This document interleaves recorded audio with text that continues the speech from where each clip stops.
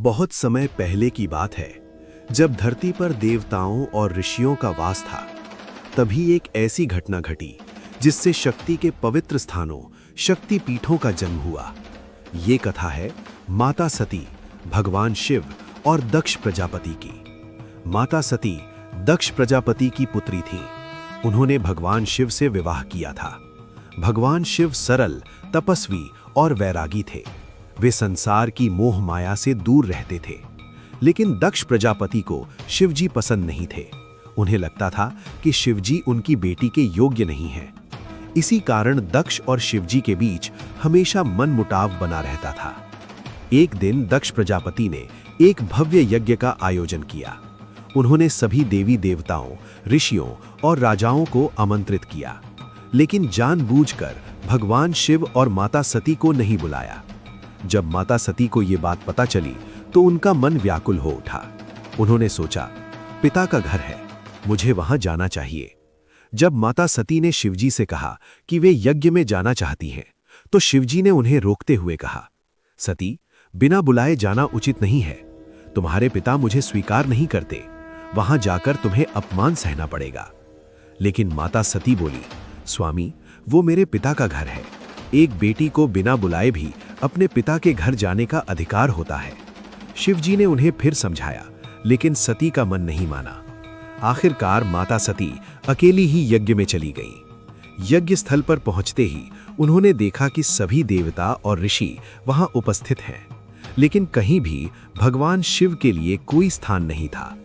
माता सती ने अपने पिता दक्ष से पूछा, पिताजी, मेरे स्वामी शिव जी को यज्ञ में क्यों नहीं बुलाया गया? दक्ष प्रजापति क्रोधित होकर बोले, शिव एक साधारण योगी है, वो इस यज्ञ के योग्य नहीं है। ये सुनकर माता सती का हृदय टूट गया। उन्होंने कहा, पिताजी, शिव जी संपूर्ण ब्रह्मांड के स्वामी हैं, आप उनका अपमान करके महापाप कर रहे हैं। लेकिन दक्ष ने उनकी बात नहीं सुनी और फिर से शिवजी का अपमान किया। ये अपमान माता सती सह नहीं सकी। उन्होंने कहा, जिस शरीर से मेरे पति का अपमान हो, उस शरीर में रहना मुझे स्वीकार नहीं। सभी देवताओं के सामने माता सती ने योग अग्नि का आह्वान किया और उसी यज्ञ कुंड में अपने प्राण त्याग दिए।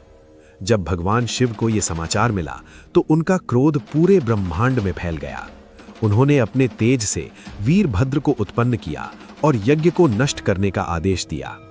वीरभद्र ने यज्ञ विध्वंस कर दिया और दक्ष के अहंकार को चूर चूर कर दिया। भगवान शिव माता सती के शरीर को लेकर पूरे ब्रह्मांड में विचरण करने लगे।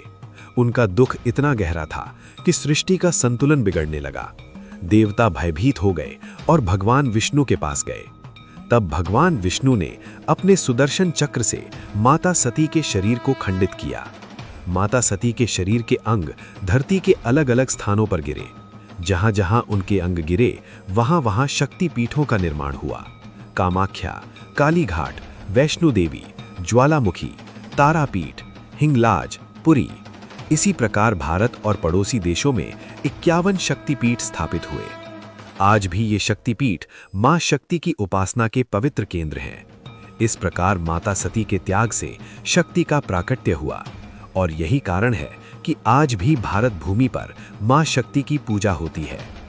अगर आपको ये पावन कथा पसंद आई हो तो वीडियो को लाइक जरूर करें। कमेंट में लिखें जय माता दी और ऐसी ही पौराणिक कहानियों के लिए चैनल को सब्सक्राइब करना ना भूलें। जय माता दी।